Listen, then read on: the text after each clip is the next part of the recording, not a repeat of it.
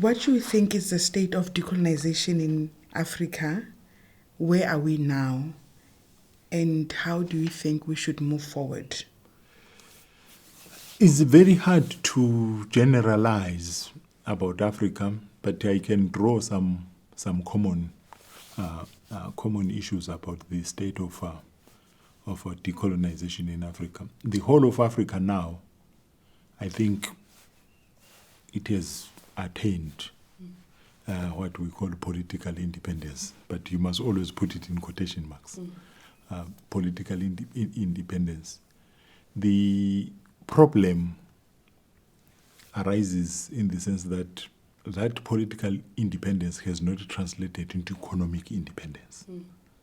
The Africans still find themselves rich in natural resources which are not processed within the continent in the first instance. Secondly, natural resources which they don't own. It's next to you, but is not yours. Gold. We have gold in Africa. We have diamonds in Africa. We have almost all minerals. But it is not this simplistic idea that Africa is rich only because the resources are in Africa, but who owns them? I think is a fundamental question. The deepest mine in South Africa, Wenela, is owned by DPR's Rothschild, the multinational companies. The workers were killed in Lomnin, in Rustenburg. Lomnin is a multinational company. It owns the company there. The black people of South Africa provide the labor. And even when they are crying for a living wage, the state and the capital, they collude. So it's that state whereby the political independence has not yet translated materially into economic empowerment of the African people. The third dimension is that political independence was also supposed to be accompanied by epistemic freedom. Africans thinking for themselves, Africans being craftswomen and the craftsmen. And that means people who are able to do things for themselves.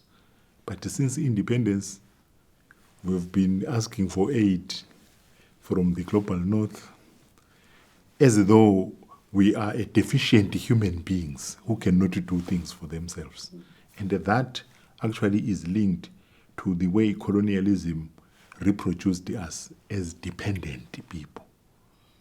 And I can actually go down to the historical facts. That, for instance, when colonialism arrived in West Africa, it found West Africans, they were able to produce food for themselves. And the colonialists said, no, we need to restructure the economies. We need to restructure the economies in such a way that you produce cash crops rather than food crops. You produce cash crops, sell to us. We pay you in money, then you buy food. And that's how peasant trade colonies emerged in West Africa. In Central Africa, plantation economies.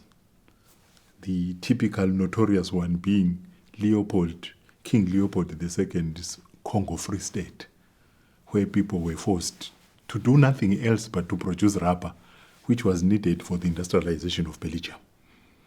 And if you did not bring the right quota, he was cutting even hands. You go to Southern Africa is a different ball altogether. In Southern Africa, the intention was to permanently settle by the colonialists. And what are the implications? You can't settle where there are other people, is it? True. So they needed to remove the other people, dispossess them, take the land, turn them into workers, and then we have secular colonialism. So the state of the continent is that we need to intensify decolonization beyond the attainment of political independence. Political independence meant the sovereignty of the state, not the sovereignty of the people. And then a lot of people are realizing now that the sovereignty of the state is not the sovereignty of the people. This is why throughout the continent, the celebrations of Independence Day, it is the elites inviting the peasants and the workers to come and celebrate with them.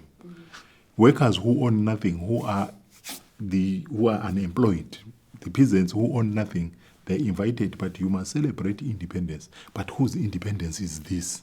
It is the independence of the elites who are in charge of the state. And it is only with the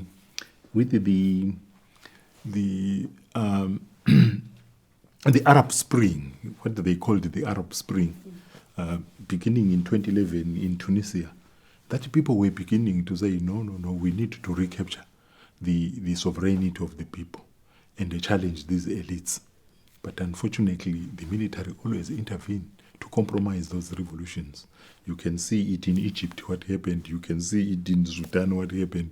You can see it in almost all these African countries where the military rule is returning. People are fighting an authoritarian regime in order to recapture their sovereignty. The military intervenes as though it's in your side, but to reinstate the same structures of power which deny you the sovereignty. So at the moment, there is a second side, as I said before, a second side whereby you are now looking at the condition of Africa and they say, what exactly is the problem? And they were beginning to say perhaps the main problem is actually in the knowledge sector. The knowledges which we produce in Africa are irrelevant in most of the times. And then we are trying to say by decolonizing, we are not saying throw away everything European, but we are saying we need a knowledge which actually works for Africa, which actually works for Africa to the extent that its resources actually must work for the Africans. That's one. Two, the educated people whom we produce, they must be able to do things in Africa. Why are we not able to make vaccines in Africa? But we produce medical doctors, we produce scientists, we produce all this. What type of scientists do we produce which can't produce anything? And then we wait, like we are waiting for the rain. You wait for a vaccine to come from Europe. And fundamentally, it means we need to then revisit our school system, our university system, to make sure that we produce people who really are capable of making what we want within the continent. And to me, this is where really the decolonization of the 21st century has taken us, to epistemological decolonization, to begin to question the ways in which we know, how we know what we know, and for what purpose.